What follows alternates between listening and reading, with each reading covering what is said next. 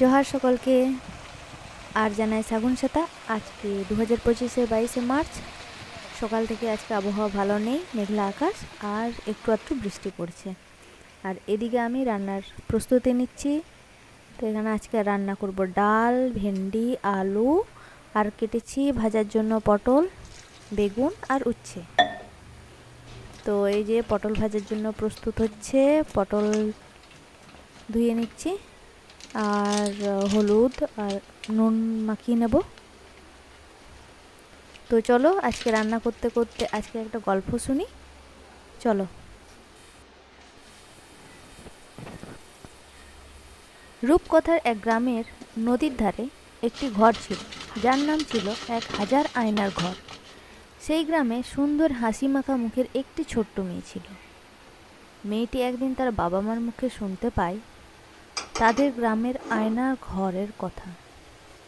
এর আগে মেয়েটি কোনোদিন ঘর থেকে বের হয়নি। সে প্রকৃতি দেখেনি কোনো বাস্তবতা। তো সে একদিন চিন্তা করলো যে সে ওই আয়নার ঘর দেখতে যাবে, কিন্তু একা একা যেতে সাহস না হওয়ায় সে তার সমবয়সী আরেকটি মেয়েকে সাথে নিয়ে গেল। আয়নার ঘরের সামনে হাজির হয়ে প্রথম মেয়েটি ভাবল যে আগে সে ওই ঘরে ঢুকবে আর সব কিছু দেখে এসে বাইরে এলে তবেই ওই দ্বিতীয় মেয়েটি ঢুকবে। কথা মতো প্রথম মেয়েটি ওই ঘরের ভেতর ঢুকলো।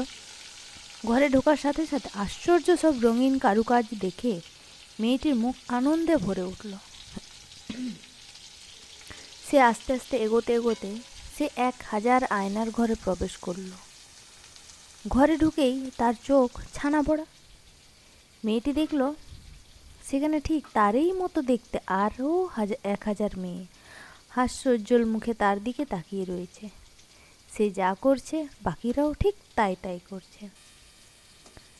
মেয়েটি এবারে সব কিছু দেখে অনেক মজা পেয়ে বাইরে চলে এলো এবং তার সাথীকে সব ব্যাপারে খুলে বলল এবং বলল যে এমন সুন্দর জায়গা আমি আগে কখনো দেখিনি। সুযোগ পেলেই এবার থেকে আমি এই জায়গায় চলে আসব।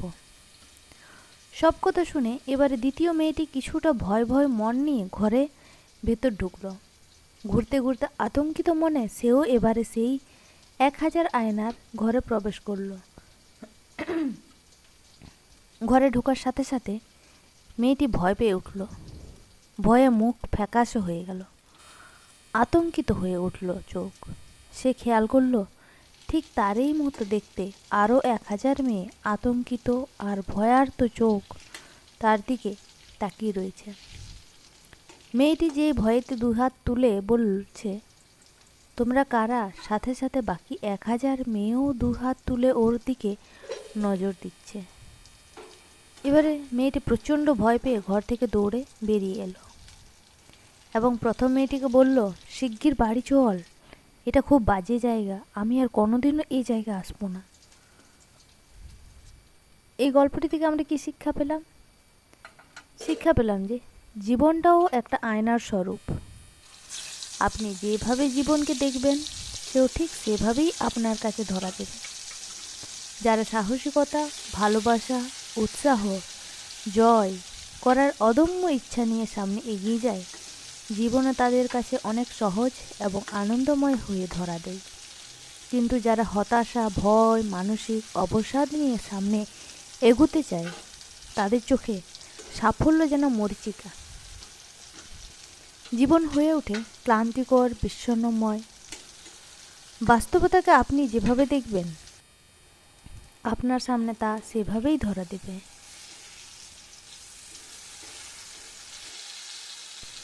ব্যাস, গল্প শেষ।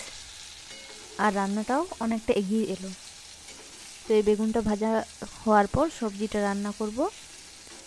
রান্না করব আলু আর ভেন্ডি। আর ওদিকে ডাল হচ্ছে। তো তোমাদের গল্পটি শুনে কেমন লাগলো একটু জানাবে।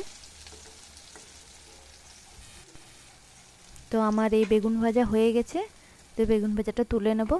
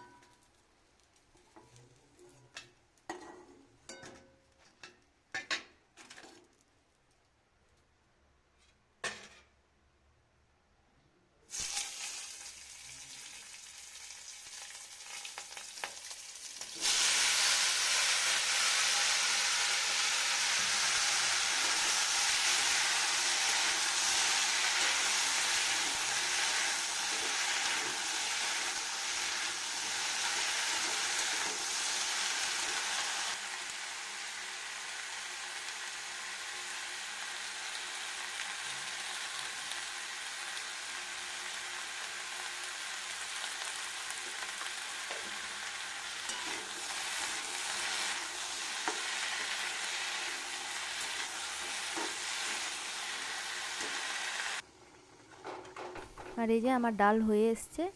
তো এই ডাল থেকে কিছু ডাল আলাদা করে নিচ্ছি ওটা বেটুর জন্য।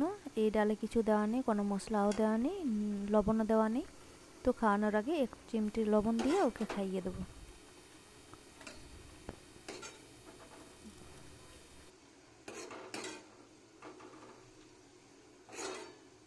এই যে আমার ডাল হয়ে গেছে, ডালটা শুধু ছুঁকে দেওয়ার পালা। আর এদিকে সবজি আমার হয়ে এলো, আর একটু বাকি। এদিকে তার মধ্যে ছুঁকে দিয়েছি ডাল আর উচ্ছে। ডাল হয়ে গেছে, এটা হতে কিছুক্ষণ বাকি আছে। তো এই যে বেটুকে শুইয়ে দিয়েছি এক সাইডে, আর আমি খেতে বসলাম। কি কি মেনু হয়েছে এই যে দেখতে পাচ্ছ তোমরা। তোমরা চলে এসো, খাবে তো। তো আজকের মতো ভিডিও এখানেই শেষ করছি। তোমরা সবাই ভালো থেকো, সাবধানে থেকো। তো আজকের মতো টাটা।